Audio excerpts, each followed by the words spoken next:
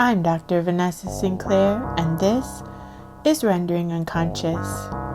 My guest today is Hilda Fernandez-Alvarez, a Lacanian psychoanalyst in private practice in Vancouver, Canada. She has vast clinical experience in public and private settings in Mexico and Canada. She has a master's degree in clinical psychology and a master's degree in literature, and is a PhD candidate in the Department of Geography at Simon Fraser University, with a research study on discursive spaces of trauma and healing within the mental health institution. She co-founded the Lacan Salon in 2007 and currently serves as its clinical director. She is an academic associate with the Institute for Humanities at SFU and leads a clinical seminar in Vancouver since the fall of 2015. She's published various articles on psychotherapy and psychoanalysis.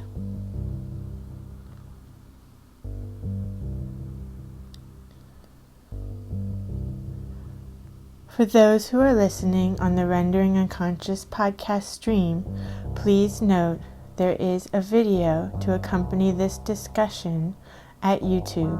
Just find Rendering Unconscious podcast at Trapart Films YouTube channel. That's TRAPART film. Links to everything can be found in the text accompanying this episode. Rendering Unconscious is also a book. Rendering Unconscious, Psychoanalytic Perspectives, Politics, and Poetry. From Trapart Books, 2019. For more, please visit our publisher's website, trapart.net. That's TRAPART.net. You can support the podcast by visiting our Patreon, patreon.com/VANESSA23CARL. Your support is greatly appreciated. For more information, you can also visit my website, drvanessasinclair.net, or the podcast main website, renderingunconscious.org. Links to everything can be found in the text accompanying this episode.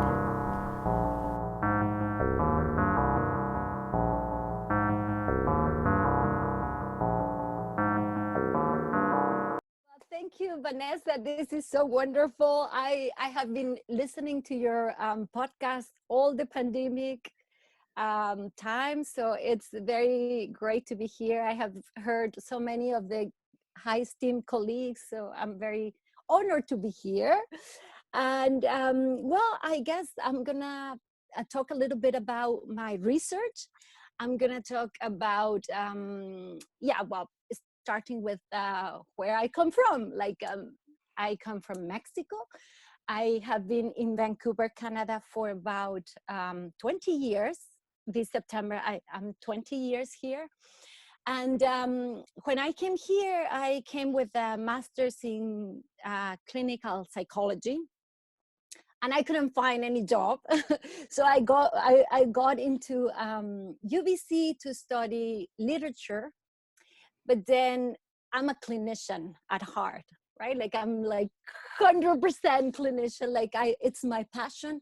So once that I was a little bit in the academia, I thought that I was missing the clinical practice. So I was lucky to start working in Vancouver Coastal Health, where I worked for 14 years, but no longer. I just finished my research there, which is about trauma and healing, the discourses about that.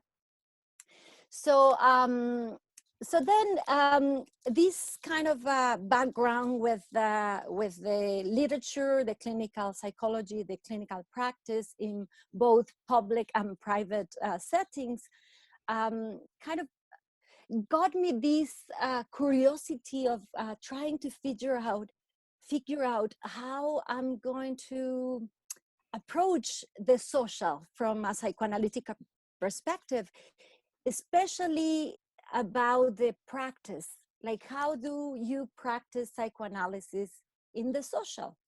No, it's like for me, it was like a major question and very difficult as well.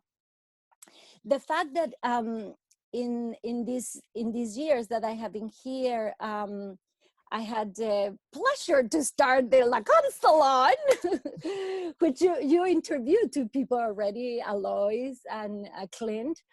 And then it was very interesting because even though I was trying to get some clinicians, the majority of people that kind of consolidated the group were mainly academics, right? Clint Burnham, Paul Kingsbury, Jesse Proudfoot. And then all that kind of interdisciplinary sort of audience or constituency rather, allow me to start thinking the social from the different perspectives of them. But still I was not like satisfied, like, yeah, no, what about the practice of the practice per se, right? When I say practice of psychoanalysis, I'm referring to that that ethical act that counts you as a subject in the subject matter that you are studying, right? Because if you use psychoanalysis from my perspective just to understand a phenomenon without counting yourself, then it's really another theory. It's not psychoanalysis, right? It has to have this immanent critique. It has to have this question of the subject who is speaking, right? So how to count the unconscious in the social? I'm realizing the limits of psychoanalysis, right? Especially with regards to the larger question of trauma, right? Like trauma is such a, yeah, it's a concept that I think we are gonna start to maybe focus more, or we are gonna start to have to deal with trauma in the next 2 decades much more, right? Because the world that we are living, Vanessa, it's messy, right? Like there's well, the climate change, the polarization, the post-truth, all sorts of these aspects, the kind of the cyborgic subjectivities, no? Mm-hmm. More and more we are forced to connect this way. Digital, that I think is wonderful, but at the same time we are losing a lot of other ways of collectively sustain solidarious networks.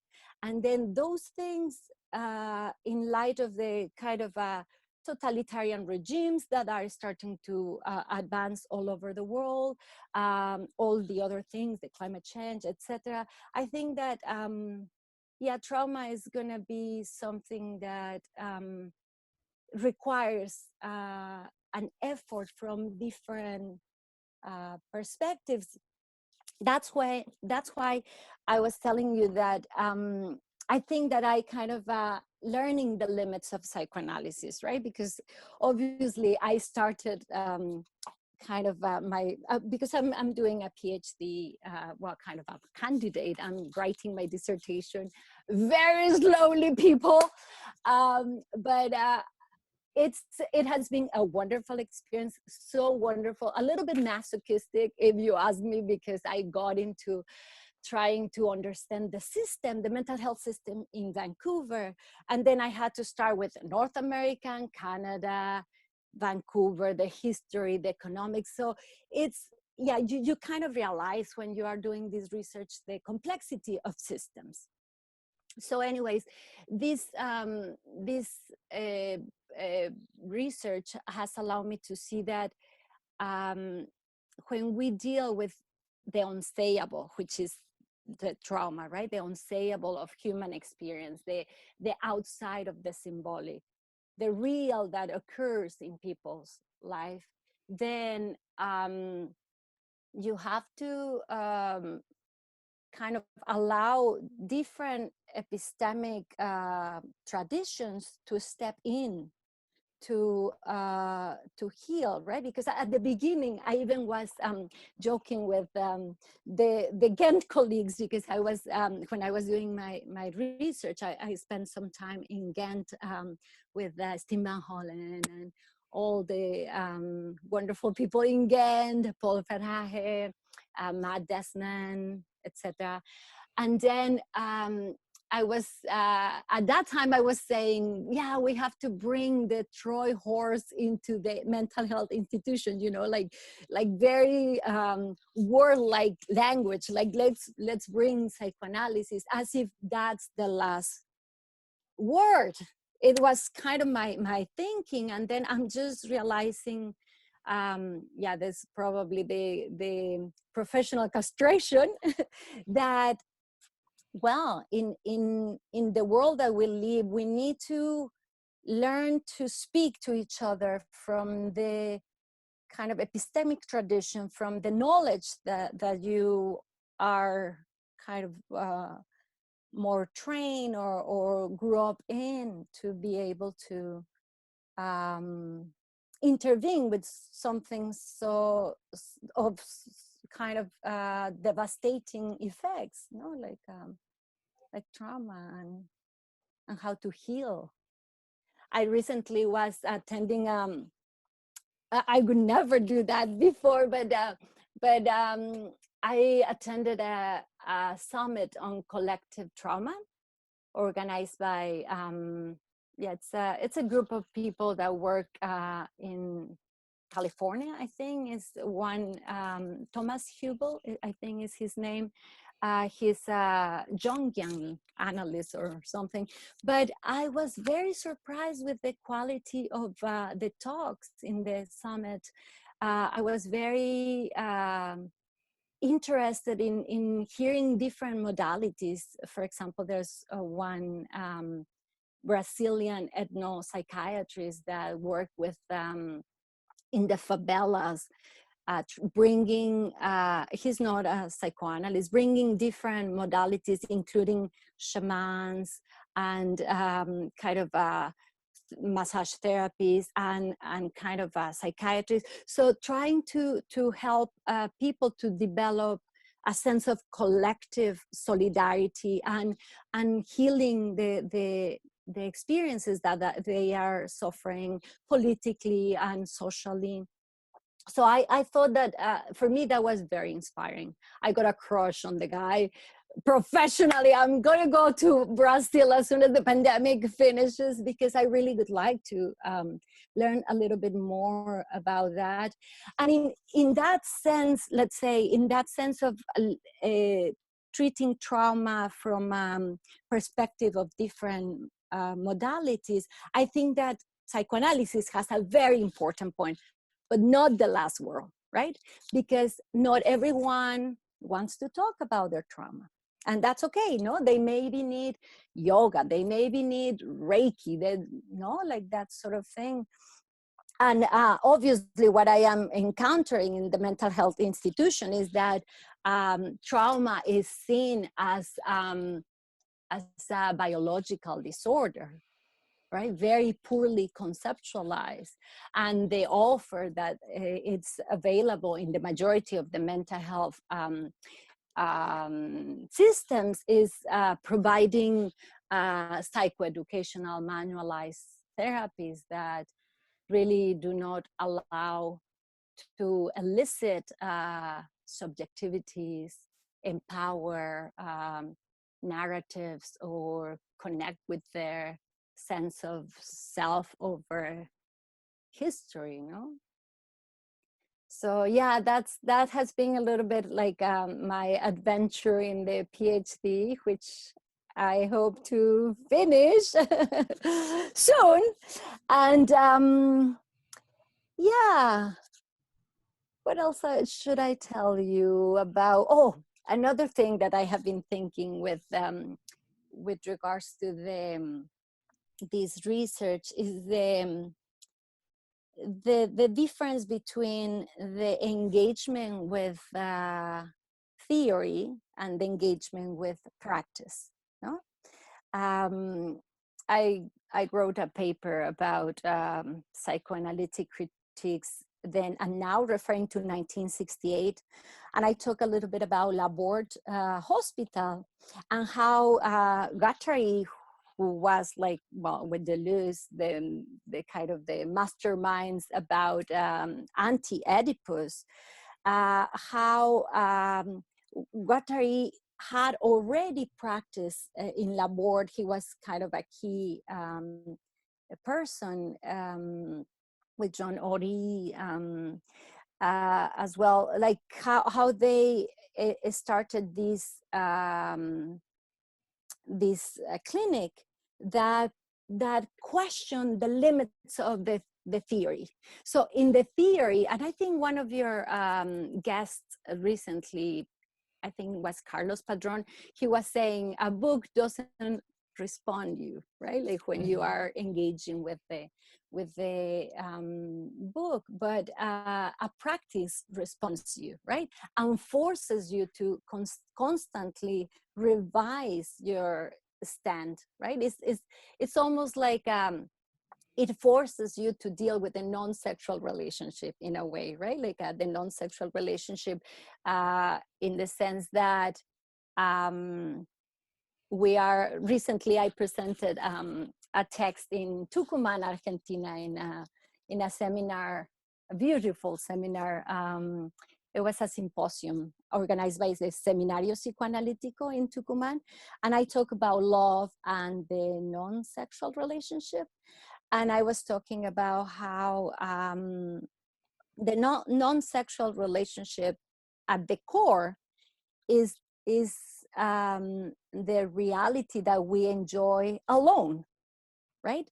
Like love makes this substitution for the non-sexual relationship, Lacan says, but at the core, we are alone in our enjoyment. So then when you are practicing socially outside of the books, I mean, obviously the books also can tell you, yeah, they can castrate you a little bit, can highlight your difference, but it's very different when you are establishing an exchange with another body, you know? So in that sense, I think that we have plenty of productions of kind of the order of representation. Let's say if we go with the theory of discourses of Lacan, which I am completely into that these days, we are in the kind of axis of representation mostly, right, with our papers and with our kind of cultural productions. But maybe we need to go a little bit more in the production that involves bodies, right? Like involve bodies and being able to create something of a more collective nature. The problem, and that was a little bit like what I was referring before of the limits of psychoanalysis, is that at the level of the individual, psychoanalysis is an emancipatory project because allows to break up the alienation. I mean, at certain point, right, we still are alienated by language, by the fact that we speak, we have to alienate ourselves, but allows you to develop the singularity that allows you to break with the burdens of your own tradition, breaks those fidelities that make you human, to transform that resonance into something of singularity. But at the level of the social, we need to create solidarities, right? We need to create some sort of identifications, if you want. And we know from the theory of discourses that every time that we disrupt, let's say, the order, another master signifier kind of reinstates itself. So that's kind of the limit of human subjectivity in groups, and the limits of psychoanalysis, right? Like psychoanalysis, its power is singularity and yeah, kind of separation as possible, and the social requires the contrary, like let's stick together. But it's still, I think that there are many endeavors by psychoanalysts that are trying to create practices, among others, from a psychoanalytic perspective. I have a friend in Mexico that has kind of a clinic, sort of a community for people with autism. It's called something like Practice Among Others. And so yeah, it's maybe about creating singular communities, right? Trying to preserve that that specific uniqueness of that group. But it's aporetic, no? It's aporetic, trying to approach with the radicality of psychoanalysis a social endeavor. It's always aporetic. It's always trying to break down what has been congealed, right? Upsetting what has been congealed to recreate. So it's unstable in a way, you know, the field of the social, and the complexities that we carry already built in subjectivity. It just gets to another level of complexity when we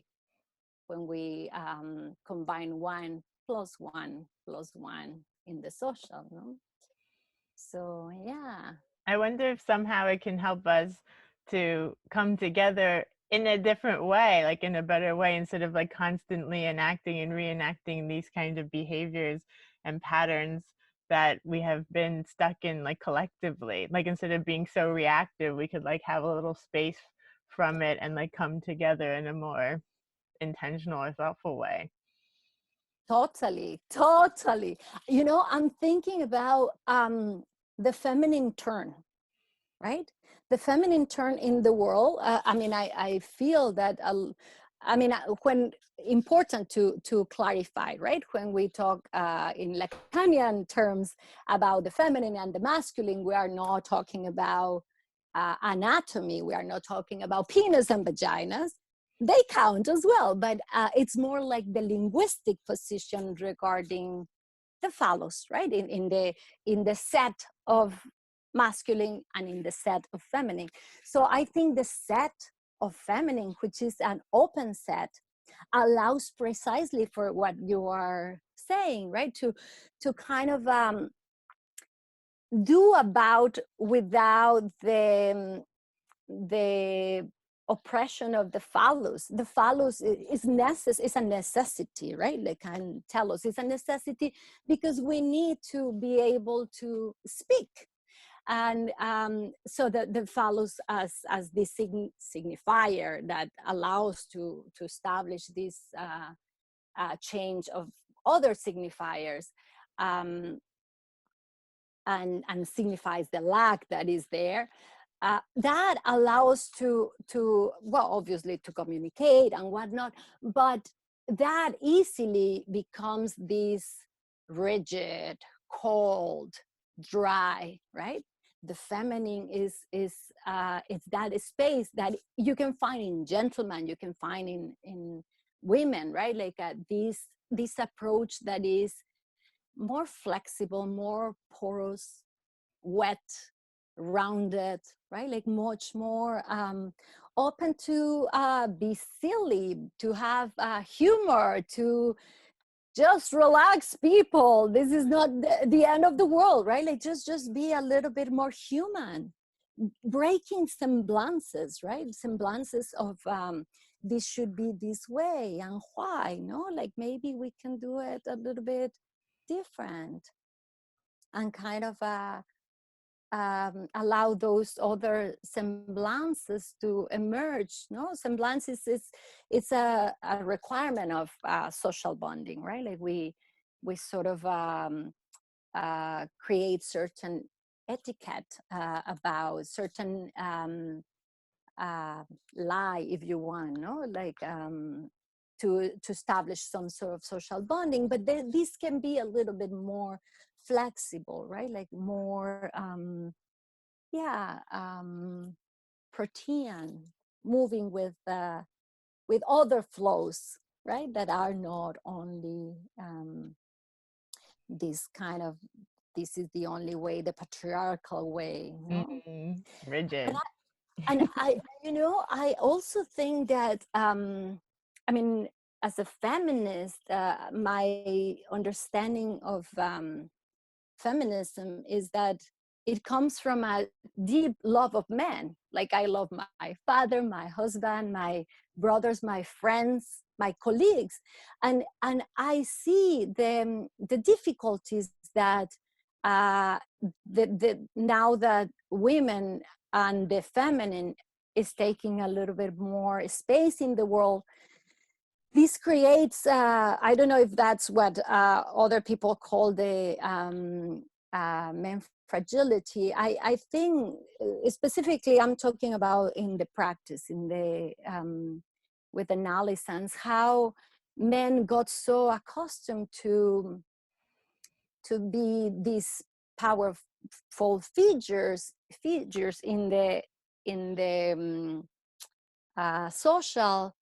And when the phallus no longer holds the space that used to hold, then it's almost like a I don't exist, or a lot of insecurity. So I think that the feminine also can incorporate some compassion, some leadership that opens other spaces that are kind of more human, more fun, no?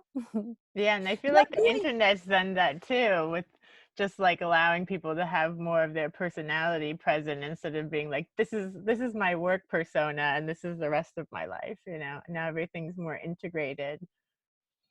right. Yeah, which is funny. I have mixed feelings about it because, yeah, as a practitioner, right? Like, and also because I'm always aware that, I mean, I'm bothered by my narcissism, and I'm bothered by others' narcissism. That's the way it is, right? And then if you post, is again the non-sexual relationship, right? You are alone in your jouissance, my dear. So, but it's still, if you want to do it, no, go for it. It's a way of breaking these semblances, precisely of it should be like all kind of serious and exclusively, which a lot of people still obviously abide by. Especially, I guess, from other, in my experience, I don't know you, but a lot of people from other psychoanalytic schools, sometimes I call them the other church. um, I think that sometimes, yeah, I have noticed much more difficulty to be in social media, for example, The because Canadians have more fun, I think. we are more fun, I guess. Yeah, there's a little bit of more. It's interesting because being such a rigorous theory at the same time allows you much more flexibility in the assertion of your singularity, no, of your desire. Yeah, exactly. And I feel like you can't, you know, if you're gonna espouse the theory, you kind of have to live, you know, let your psychoanalysis and your practice and your own analysis like free you up and be able to be yourself. It's like how do psychoanalysts go through these analyses for their training and then end up in these like rigid dogmatic positions where they're like emanating whatever they believe they're supposed to be as the master, the one who's supposed to know, right? Like how do you, I don't understand how you do that after being in psychoanalysis. Totally, totally. But you know, at least for me at the beginning, that was sort of the image that I got of what psychoanalysis was about, this sort of rigidity and this sort of self-importance and kind of mystical kind of holding of what is the signifier and what is jouissance, right? But then kind of I think that is an effect of the group thinking of certain organizations, right? That present this semblance as a semblance of power, as a semblance of privilege, as a semblance of distinction, no? And then after so many years of studying of analysis, well, it's not about that. It's not about that at all. Yeah, yeah. How do you maintain your radical desire? Well, like as an analyst, and your radical desire too in the clinic, in the consulting office, no? Like how you just go for that radicality of the word and the limit of the word to make that flesh of the subject in the couch to shake, to get disturbed, to move, to right, to get out of the same rut of in which the signifier change harness our bodies, no? So it's kind of shaking that. And I always get very surprised, for example, when I get lapses in my interventions, or when I dream with an analysand, right? Like how do you use this material then? For example, in other modalities, for example, the phenomenological, they establish these dialogues, like my perspective, the analyst would say, is this like the signification, right? What I do, for example, in the consulting room, if I get a kind of a lapsus, I acknowledge it. And I said, well, the unconscious came out on my side. What do you make out of it, right? So it's just like instead of making it about my own counter-transference, as it could say before, no? Or that it says in other modalities. So it's kind of having a lot of respect for the unconscious. I mean, how it manifests. No, it's. I think that's crucial, right? Like letting it transpire, because the unconscious is not something that belongs to us, right? It's something that we get plugged into this. Like the big cloud of unconscious, which is discourse, right? And then it just speaks through us, no? Through our tradition, through our history, and then it's a fascinating field, no? It's sometimes I think, what would I have done if I couldn't dedicate myself to psychoanalysis?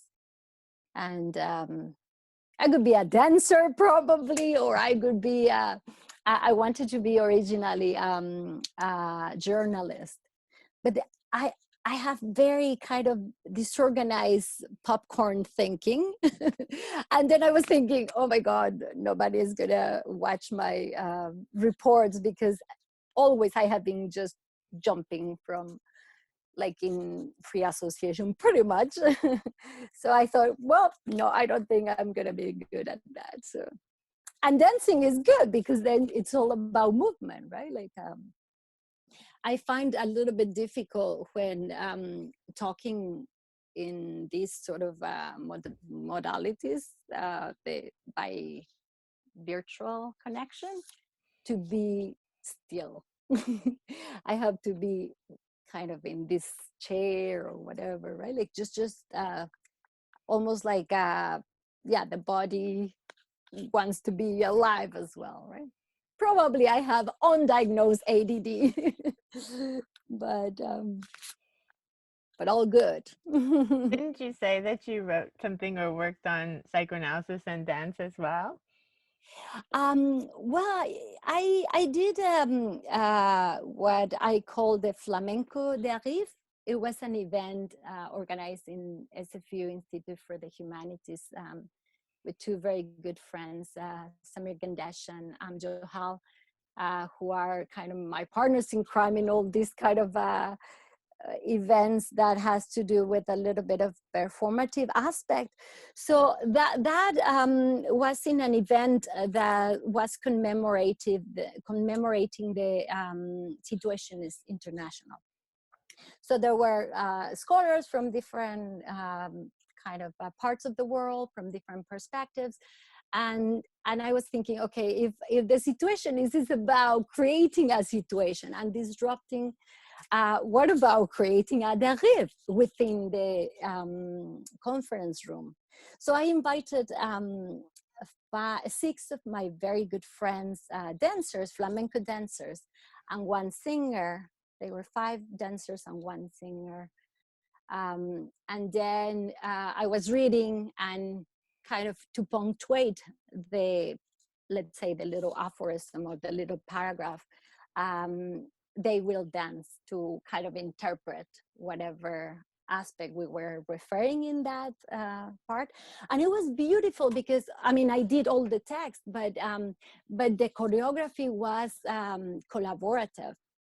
And it was one of the best experiences because it was just so beautiful to see how it just took life on its own, and everybody was like contributing, everybody was doing their own kind of choreography, and we did a choreography together at the end. It was very short, that part. Now I'm thinking we should do it bigger now in another occasion, but yeah, but it was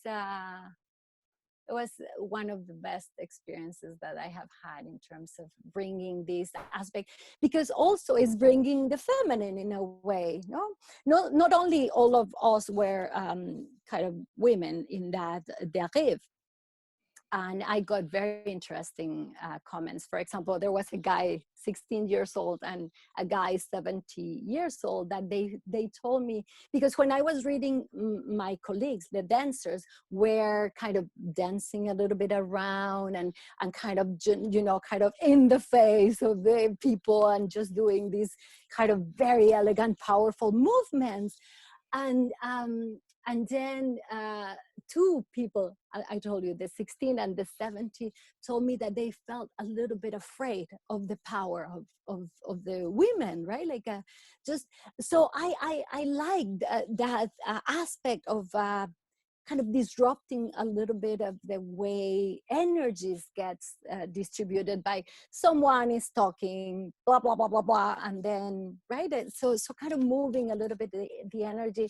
It was really fun. We had a lot of fun, and we got very good, yeah, sort of comments and interesting comments. So yeah, it's bringing this, also this disruption, no, through movement, through dance. And what's the psychoanalytic scene like in Vancouver, and what led you to create Lacan Salon? Right. Well, there was nothing, my dear. Lacan Salon is the first. Yeah, I shouldn't say there was nothing. I will elaborate. But the Lacan Salon is the first English-speaking group in Canada, and Lacanian. Mm-hmm. There were other modalities of psychoanalysis, mainly from the object relationships. And I was working with them since I kind of came to Canada. It was the first thing that I did, like trying to connect to other colleagues. And then I was participating in their study groups. But obviously there was a certain clash in terms of conceptual approach to what is to be kind of what is to be doing psychoanalysis, what is the power of the clinical. So I was finding a little bit frustrating that it was, kind of very much, more in this over determined interpretation, that sort of thing. I mean, I have good friends from that group, still my good friends, but then I couldn't find any Lacanian group here. So then I started to work with a friend, Michael, and then we created like sort of a program for a study group. And then the first time that we met, there was Clint, Paul, and Jesse, and many other people, but these were like the four of us just consolidated. And my friend Michael McConkie, he just disappeared after 2 sessions. So that way, just it became, my idea was like, let's invite academics, but also clinicians. But the thing with clinicians has been difficult to advance because the Lacanian theory is, as we know, Vanessa, is very challenging if you haven't kind of studied that in your undergrad, let's say, or if you haven't been in that sort of modality of I don't know, more like heavily philosophically based in your formation. So many times that I have invited good friends, they don't stick around because they say that the talks or the discussions are very much more theoretical. Now with the new modality, we have the opportunity to meet by Zoom. There's a lot of other clinicians that have been participating, and then that has opened something that I was expecting for 11 years, since 2007, to happen, that there was more discussions of, insights that come from the practice. It's different, as we were saying before, that come just from the engagement with books. It's a reality, right? Like, obviously, we need both, right? Because, for example, I find that in my experience, the people who are engaged in the academia, that have a scholar work around Lacanian theory, they can bring some insights about the social that we wouldn't have necessarily figured out from the practice of one by one. So I think it's an important connection, no, to have in kind of from both modalities. But I still think that we should sort of,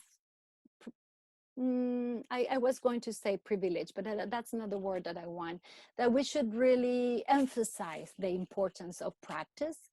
So psychoanalysis doesn't become banal, the banalization, right? Like then we see unconscious everywhere. And then we see, like, then we engage with diagnostics, that what are the consequences, right? Like, what are the consequences of those critiques? Because for me, psychoanalysis is consequential by definition, right? It has to have some sort of impact on a body, no? I often wondered if a lot of philosophers using psychoanalysis, or like film theorists, if they've been in analysis, and because I know, at least for me, like seeing it at work in my own life completely made everything I had read make sense. Like, of course, I had been reading psychoanalytic texts, mostly Freud, before I was ever in analysis.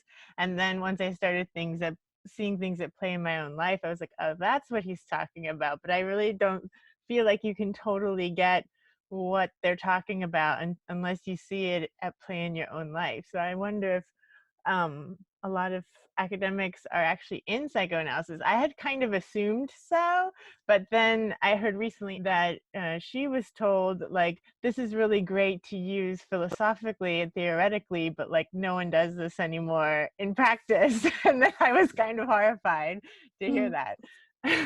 Totally, totally. Yeah. I remember, like, for example, one interview to Joan Cobjet from friend from Mexico, Benjamin Meyer. They interview her and they asked the question about, have you ever been in psychoanalysis? And she was like, no, and I don't intend. And that doesn't make any difference. And I was like, okay, I really think that I mean, I admire profoundly her work, and she has opened for me many insights. However, how do you reconcile the that this is like a heuristic method at the core, right? It is kind of thought to be sort of a strategy or a tactic to understand and shift problematics, no? And that requires that you sort of engage in the one by one, in your subjectivity to yeah, kind of upset the things that are around you, and more so if you don't count yourself in the critique that you are doing through psychoanalysis. Then what is the point? Where is the subject of the unconscious? The subject of the unconscious is the one that is engaging, right? It's almost like psychoanalysis is by default an full-time autoethnography, right? Because you are always constantly revising, reflecting on what are the subject matter that you are engaging, in what way is yeah, is impacting you, and sort of trying to measure the temperature of the discourse that is in you, no? And if you don't have the experience of psychoanalysis, well, it's kind of a auto analysis doesn't exist really. Like, we know the Freud you know, went to Flees, right? Dr. Flees was his analyst in a way, the one that had the subject supposed to know. And well, Lacan with Lowenstein, right? Like, there's always this need of passing your, let's say, your discourse to another, because otherwise castration never actualizes. I mean, we are all being castrated on an ongoing basis at many levels, but it's different when it is dialecticized in a space where you can really process that thing, no? I think that's a big difference.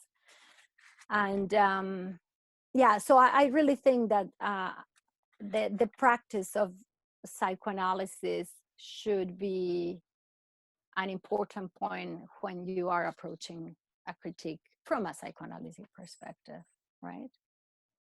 Yeah, I remember. Yeah, go. Say something. Yeah, no, I wanted to switch gears to talk about Freud in Netflix, because that's a must in your program. But no, but I'm interested to hear about what you wanted to say.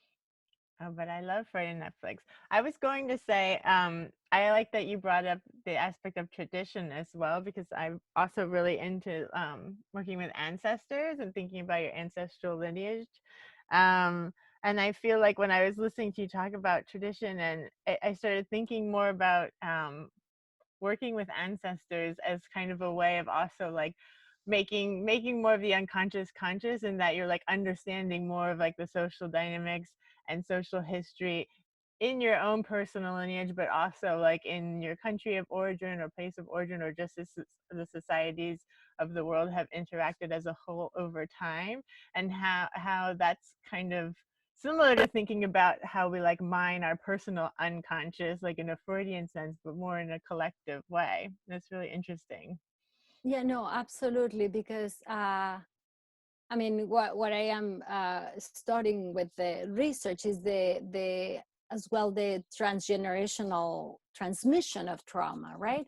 And we know that that every generation has to carry the past generations traumas and kind of symptoms, And when you connect in that way, there's kind of opens knowledge, right? I guess it depends on how one conducts that sort of encounters, but coming from traditions, for example, the First Nations here, the indigenous peoples of diverse kind of lineages, they have beautiful ways. Part of my research involved working with indigenous people here, and it was the greatest insights that I had. I had one that is part of my ethnography methodology, in which I'll tell you about it because it's kind of beautiful. You know, I come from Mexico, and in the majority of the population in Mexico is mestizo. It's like a combination of European and indigenous. I myself, I'm mestiza. But when I met with the council of elders, they were like probably 10, 11 elders. And I just felt really honored. And guess what happened? I just burst into tears. I just burst into tears like uncontrollably, because at the moment that I had to introduce myself, I don't know my roots. I don't know my roots of the indigenous. I know my roots of Spain, what region, my dad, my grandparents, but I didn't know that part. And what I experienced was shame. You know, it was so intense when I just sat there and I just cried. Like, I was like not planning to do that. You are doing your PhD research, you present in a very professional way. Like, I just it was an event for me, you know, like it was just like what just happened here? So I kind of walk through my tears with them, and saying that in all my analyses, because I had 3 analyses with different analysts, I've never ever, it was forcluded literally my ancestry from the indigenous side, because obviously that's the leftover of colonization. That was forcluded. That was not out for grabs or out for discussion in any way. So it was quite learning, like very humbling at the same time, like how these sort of engagements in outside your kind of your same sort of forms of knowledge can provide you, right? It's like opening something that it is in you that you didn't know it's in you. So I think that that's these forms of older traditions of engaging with the past are kind of very, very rich as well, no? And how can we hold them with respect instead of denigrating other forms of knowledge or accessing knowledge, no? That is not the rational or the analytic, no? Mm-hmm. Yeah. That was beautifully put. Thank you for sharing. Is there anything else you wanted to be sure to mention? The Freud Netflix. Let's talk Freud Netflix. Let's talk. Okay. It was funny because when I saw the first previews, I even was a little bit like called out by Mary Well, very, very wisely of her, saying, well, don't judge the show before you watch it. But having said that, I was right in my assessment, because, you know, I like the aesthetics. I was satisfied with the aesthetics of, you know, like kind of these very sexy, sensual visuals, no? And all the sexual story of Freud that was interesting and whatnot. But the writing, I was expecting something like, I don't know if you have seen Dark, like the series of Netflix. It's a German production that is in Netflix. It's called Dark, and it's written and directed by a couple. I don't remember their names at the moment, but the writing there is like, wow, like super, very, very intellectually challenging and very rigorous in that sense. So yeah, just takes you to force your, it's mind-blowing in a way. So I was expecting that sort of writing, right? Like I also was expecting a Freud that was more central but it's just the first season. Let's see the following ones, no? But I was expecting something more Lacanian maybe, because I thought that it was more like between Jungian or something like that, right? Like with these bodies with a kind of more like totemic, something like I don't know, those more like different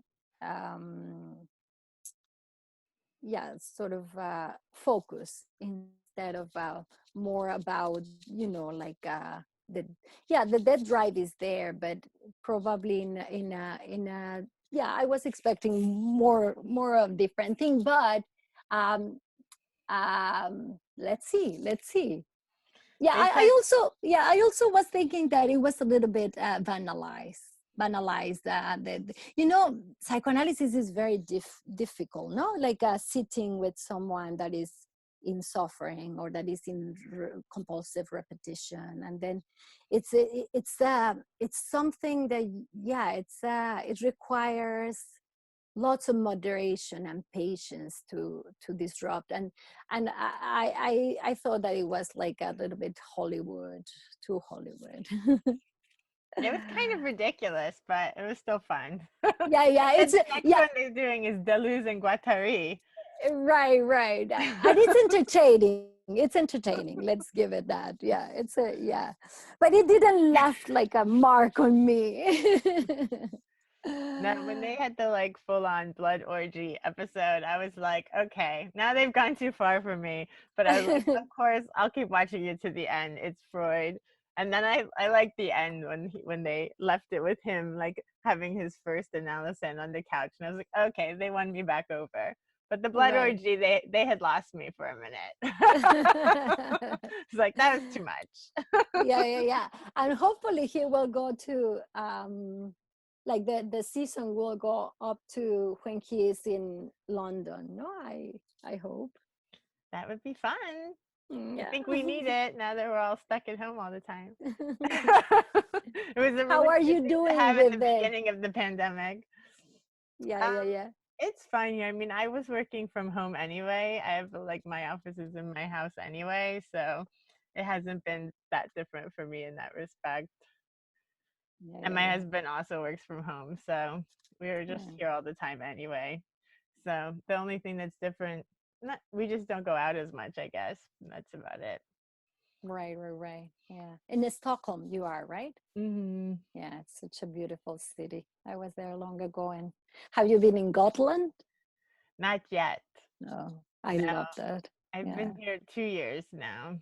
Oh, And nice. almost one of them has been the pandemic. So I know, it's almost over the year, right? Like we started in March, and such a strange year, no? Like, you know what I was thinking about COVID particularly? The way love and the non-sexual relationship is actualizing. I hear very repeatedly in my practice the difficulties of meeting people, right? Not everybody wants to meet people on apps, but now is pretty much the only way because of the restrictions of social congregations. And then it's a difficult situation. The other thing that I hear is that being in the same space all the time with your loved ones is like driving nuts some people, no? Like I was feeling not too good to be all the time working remotely. But then in June the 1st, I started to go back to my office, and I just feel much better to see people. Yeah, but obviously I had to change the whole dynamic and all the sanitizing and the mask for the elevator or whatever. Yeah, it's but I was thinking about how these will impact opportunities for love, opportunities for being, feeling the warmth of connection with others. It's obviously you can establish this warmth through certain meetings over Zoom or whatnot, but but it's a difficult time, no, for a lot of people. It's kind of certain dark times. Yeah, my friend Manya Steinkoller and I were talking about technology and this kind of interfacing through Zoom as like the new like missed sexual relation. Like there is no sexual relation. It's like are we really looking at each other? You know, like how is this like gaze going? As like we're connecting but not really. It's like something's always missing. It's really similar in a way. Totally. Yeah, there's I edited a little journal for the SFU Institute for the Humanities with the Lacan Salon with my friend Ted Byrne. He's a wonderful poet, and he taught me so much about kind of editing. And in that, it's coming soon. It's in Contours is the journal. And there my paper was the malaise of the distant bodies and the insistence of the letter.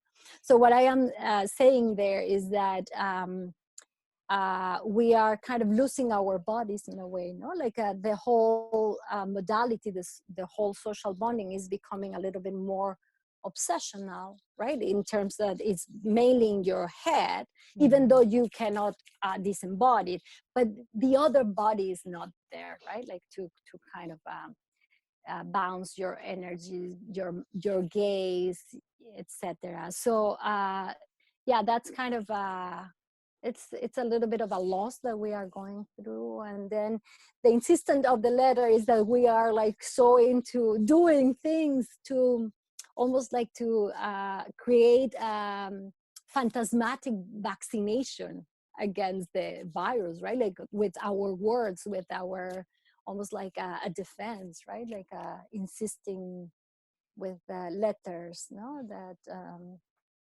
yeah, it's a very strange time.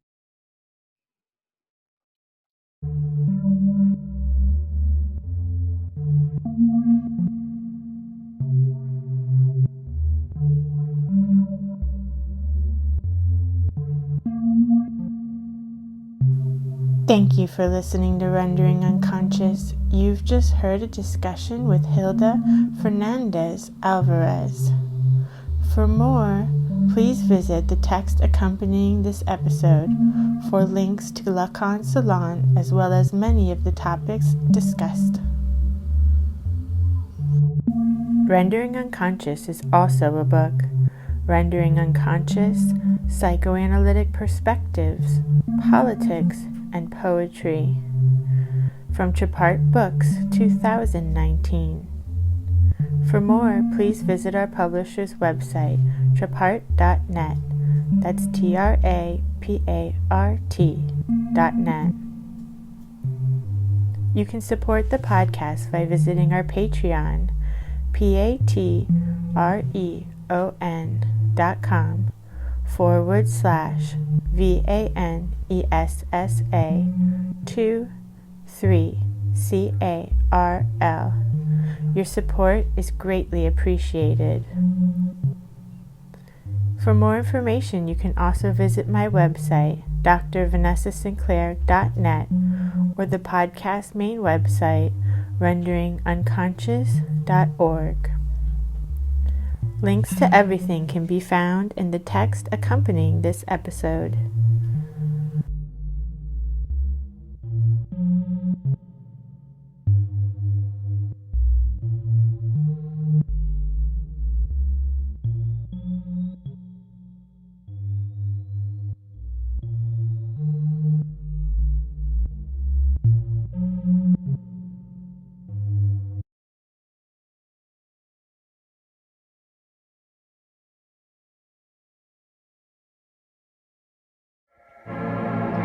master of your be the true I'll always self be a word man. structures us It's with no calligraphy for French prose. is. He's closely, I'm Why quite am sure, I one of here? my favorites. A spiral, a serpent, Abraxas electricity, is, it's not sacred, okay, we're situated and matter. Wearing the big white hat. Seems to be in a hurry, but where he's going, he'll have time and nothing but. And none of the good citizens of Chicago is exactly... The third mind is when two minds collaborate. Brian Geisen Your call cannot be completed as dialed. If you dial the 5-digit access code, it will string. Press dial at any 1 or 0 before the 5-digit code or contact the carrier for help. Dedicated to the mysterious, the unusual, and sometimes the supernatural. A program of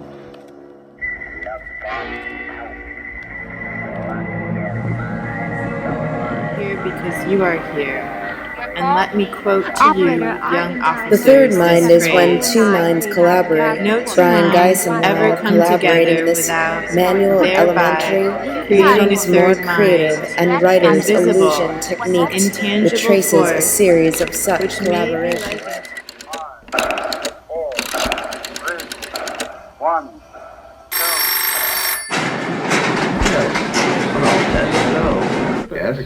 Reasons why the artistic world can't operation rewrite Maya, illusion. Now, these experiments started not on tape Thanks recorders, again, but our on work paper. continues to unfold. Have a The lot of spiral In is 1959, Brian Geisen said that writing is 50 years behind by the painting. passerby, few He know the applied the clients to montage become technique to words on a page.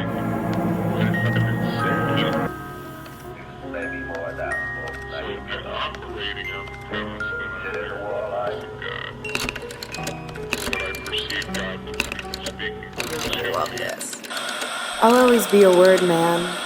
It's no calligraphy for French prose. He's closely, I'm quite sure, one of my a favorites. spiral, a serpent, Abraxas electricity, is, and elemental. it's not sacred, okay with it, Atonal. but we physical.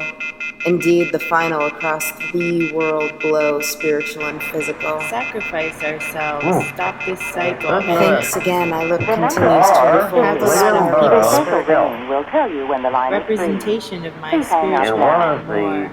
by the passerby, few know the clients to become a master of your. By no fewer than 100, it seems to work more than those who are. Be the true self, who is situated and matter, the Become structures a of master of your be the true self. Your call, please.